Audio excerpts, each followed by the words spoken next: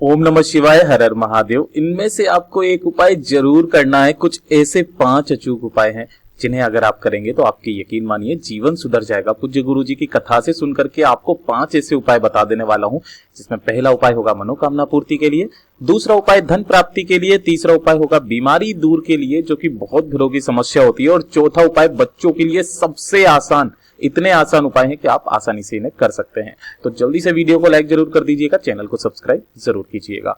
देखिए, सबसे पहले मैं आपको बता देता हूं, जो पहला उपाय है वो है मनोकामना पूर्ति के लिए। इस वाले उपाय को आप कभी भी कर सकते हैं, जब भी आपको शुभ दिन लगे उस दिन आप इसको कर सकते हैं, लेकिन जब भी करें प्रदोष काल के वक्त करें। ठीक है, अब ध्यान से देखिए, आपको इसमें क्या करना है। मनोकामना पूर्ति के लिए आपको स्क्रीन पर क्या नजर आ रही है, बेलपत्री। आपको कितनी बेलपत्री चाहिए? 5, जो कहीं से भी कटी फटी टूटी फूटी ना हो, एकदम साफ सुथरी आपको 5 बेलपत्री ले लेनी है। और साथ में ले लेना है आपको क्या, पीला चंदन ले लेना है। यह है पीला चंदन।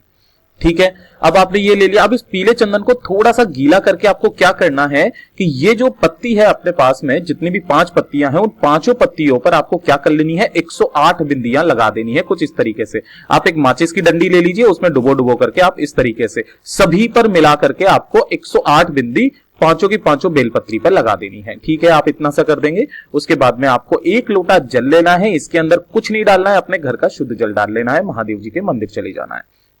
शिवलिंग के पास में जब भी आप बैठेंगे तब आपको सबसे पहले क्या करना है, सबसे पहले आपको 1 लोटा जल जो आप अपने साथ लेकर के आए हो, महादेव जी को समर्पित कर देंगे श्री शिवाय नमस्तुभ्यम का जाप करते हुए। उसके बाद में जो आपके पास में 5 बेलपत्री है, जिन पर आपने 108 बिंदियां लगाई है, आपको उन्हें देखिए ध्यान से समझ लीजिएगा किस तरह से रखना है। सबसे पहली बेलपत्री जो है वो आपको गणेश जी के स्थान पर यहां पर अर्पित करनी है। जिस तरफ आपने बिंदी लगाई है वो हिस्सा नीचे की तरफ होना चाहिए, अपनी मनोकामना कहते हुए, और यहां पर छोड़ देना है। दूसरी जो बेलपत्री है वो आपको कार्तिकेय जी भगवान जी के स्थान पर लगानी है। ठीक है, अपनी मनोकामना कहते हुए ध्यान दीजिएगा कि जो वो जिस तरफ आपने बिंदी लगाई है वो नीचे की तरफ रहे। उसके बाद में आपको जो तीसरी बेलपत्री है वो लगानी है माता अशोक सुंदरी के स्थान पर, जो कि महादेव जी की सबसे छोटी सबसे प्यारी पुत्री हैं। तीसरी यहां पर उसी तरीके से आपको रखना है। चौथा माता रानी के हस्तकमल पर आपको वो पत्ती रखनी है। और 5वीं जो पत्ती है वो कहां पर रखनी है, महादेव जी के ऊपर। जब भी आप महादेव जी के ऊपर रखे, ध्यान दीजिएगा कि जो इसकी डंडी रहेगी वो मैया अशोक सुंदरी के तरफ रहेगी, और जो ये वाली पत्ती रहेगी वो आपकी तरफ रहेगी। कुछ इस तरीके से आपको समर्पित कर देना है, अपनी मनोकामना कहते हुए, श्री शिवाय नमस्तुभ्यम का जाप करते हुए।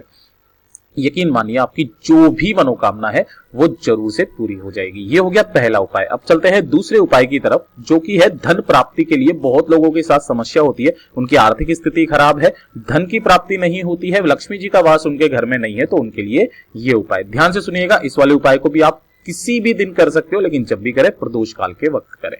ठीक है, अब ध्यान से देखिएगा। सबसे पहले आपको क्या चाहिए, आपको चाहिए एक तांबे का लोटा, जिसके अंदर आपको अपने घर का शुद्ध जल भर लेना है। साथ ही साथ आपको चाहिए कितने कमल गट्टे, ये हैं कमल गट्टे। ठीक है, आप किसी भी पूजा वाली सामग्री वाली दुकान पर जाएंगे, आपको आसानी से मिल जाएंगे, बहुत सस्ते मिलते हैं। अगर आपको ना मिले तो आप पूजा सामग्री की दुकान पर जाएंगे, आसानी से मिल जाएंगे। कितने कमल गट्टे चाहिए भैया? 5 कमल गट्टे आपको चाहिए।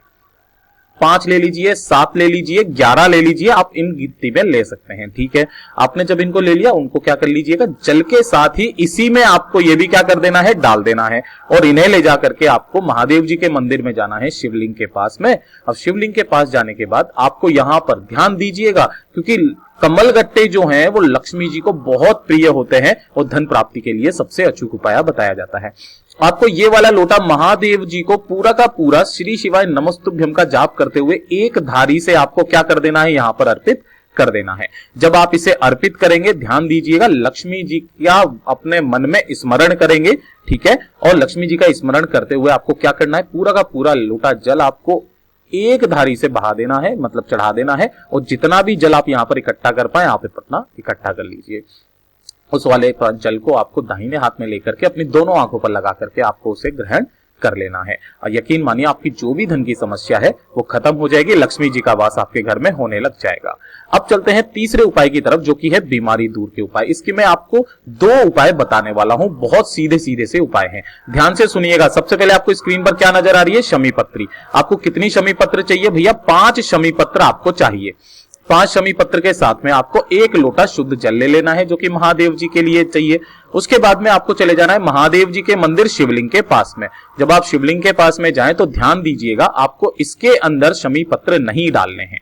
ठीक है, आपको इसके अंदर शमी पत्र नहीं डालने, आपको सिर्फ एक लोटा जल महादेव जी को समर्पित कर देना है। किन महादेव जी के नाम से? ध्यान से सुन लीजिएगा, अवधूतेश्वर महादेव जी के नाम से आपको समर्पित कर देना है। इतना कर देंगे। उसके बाद में क्या करना है कि जो आपने 5 शमी पत्र लिए हैं, उन 5 शमी पत्रों को कुछ इस तरह से आपको समर्पित करना है। ध्यान दीजिएगा, पहला गणेश जी के स्थान पर, दूसरा कार्तिकेय भगवान जी के स्थान पर, तीसरा मैया अशोक सुंदरी के स्थान पर, चौथा माता रानी के हस्तकमल पर, और 5वां आपको महादेव जी की शिवलिंग के ठीक ऊपर आपको समर्पित कर देना है। उस आदमी का नाम और गोत्र बोल करके जो बहुत ही ज्यादा बीमार रहते हैं आपके घर में। अगर वो खुद है तो अपना नाम और गोत्र बोल करके वो ये उपाय कर सकते हैं, घर का कोई सदस्य और है तो वो भी इस उपाय को इस तरीके से कर सकते हैं। जो भी उनकी शारीरिक समस्या है वो खत्म हो जाएगी, उनके स्वास्थ्य में सुधार आना शुरुआत हो जाएगी उसी तारीख से। और यकीन मानिए हफ्ते में एक बार इस उपाय को जरूर कीजिएगा। इसके साथ ही मैं आपको दूसरा उपाय बता देता हूं कि जो आपने उसके अंदर शमी पत्र नहीं डाला था, इसके अंदर आपको चाहिए देसी घास दूब। ये तो आप जानते ही होंगे, देसी घास दूब जो घास होती है, ठीक है, इसको दौब कहते हैं या दुर्वा कहते हैं अपन इसको। ठीक है, आपको थोड़ी सी दुर्वा लेनी है। बहुत सारे वीडियो वाले ऐसे कहते हैं 5 दुर्वा ले लो, 7 दुर्वा ले लो। ऐसे कैसे ले सकते हैं? ऐसा नहीं ले सकते। आपको थोड़ी सी दुर्वा ले लेनी है और आपने जो ये 1 लोटा जल लिया है इसी के अंदर इसको डाल करके और महादेव जी को आपको क्या कर देना है? समर्पित कर देना है अवधूतेश्वर महादेव जी के नाम से। दोनों उपायों में से आप कोई सा भी एक उपाय कर सकते हैं। धीरे धीरे करके उनके स्वास्थ्य में सुधार आने लगेगा। जब भी आप इस उपाय को करें प्रदोष काल के वक्त करें और उस व्यक्ति का नाम और गोत्र बोल करके करें जो सबसे ज्यादा बीमार रहता है। ठीक है, ये दोनों उपाय हो गए। अब सबसे लास्ट का आज के वीडियो का उपाय वो ध्यान से देखिएगा, वो है बच्चों के लिए। अगर आपके बच्चे जो हैं वो पढ़ाई लिखाई में ध्यान नहीं दे रहे हैं, मोबाइल में लगे हुए रहते हैं, आपकी बात नहीं सुनते हैं, तब आप ये वाला उपाय कर सकते हैं बच्चों के नाम से। ध्यान दीजिएगा, आपको क्या चाहिए? 1 लोटा जल चाहिए जो अपने घर का शुद्ध जल होना चाहिए और इसके अंदर आपको 1 चुटकी क्या डाल लेना है? लाल चंदन डाल लेना है। जब आप इसको लाल चंदन को डालेंगे, इसे ले जाकर के महादेव जी के मंदिर में आपको चले जाना है, शिवलिंग के पास में। इस उपाय को भी आप किसी भी दिन कर सकते हैं। अगर कोई गणेश चतुर्थी महीने की आ जाती है तो आप उस दिन उपाय को कीजिए, बहुत ज्यादा फायदा देगा। ठीक है, अब आपको क्या कर देना है? जब यहां पर आप आएंगे उस 1 लोटे जल को आपको महादेव जी पर समर्पित कर देना है। श्री शिवाय नमस्तुभ्यम का जाप करते हुए। और किन महादेव जी के नाम से आपको समर्पित करना है? तुमरुका महादेव जी के नाम से। मैं यहां पर लिख देता हूं, तुमरुका महादेव जी के नाम से आपको यहां पर पूरा का पूरा लोटा जल आपको समर्पित कर देना है। जब ये जल बहता बहता जलाधारी से नीचे की तरफ में आने लगे तो जितना जल आप रोक सके आप उतना जल इसी वाले लोटे में आपको इकट्ठा कर लेना है। जब ये जल इकट्ठा हो जाए आपको क्या करना है? ध्यान से सुनिएगा। घर पर आने के बाद में जब भी आप या तो सब्जी बनाएं या जूस बनाएं या किसी भी तरीके से आप उस वाले जल को उस सब्जी में डाल दें और उस बच्चे को खिला दें जो आपकी बात नहीं मानता है। यकीन मानिए बच्चा आपका धीरे धीरे करके सुधरने लगेगा, पढ़ाई में मन लगने लगेगा, खेल कूद में, और मोबाइल को छोड़ देगा और एकदम सही रास्ते पर आ जाएगा।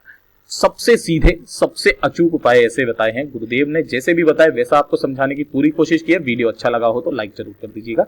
चैनल को सब्सक्राइब करके महादेव जी का कोई सा भी प्यारा नाम कमेंट बॉक्स में लिखना मत भूलिएगा।